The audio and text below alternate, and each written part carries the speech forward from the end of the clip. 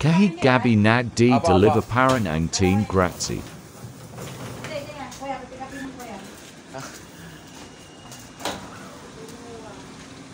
Yan guys, around 9 o'clock na po kami nakarating dito sa Pasig.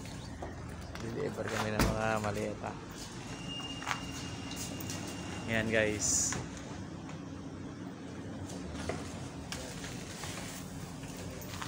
Tapos may pipick upin kami ulit. Yung dalawang ganyan.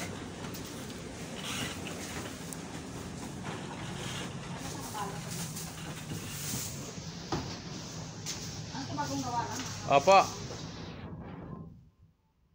No, malo na?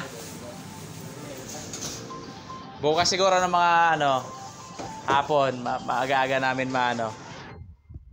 Ibabalik sa Boracay. Ayan. Sa ibang bansa kasi alis sila. Eat muna. Pero ito hindi rin na no? Ito yung mga Saan po?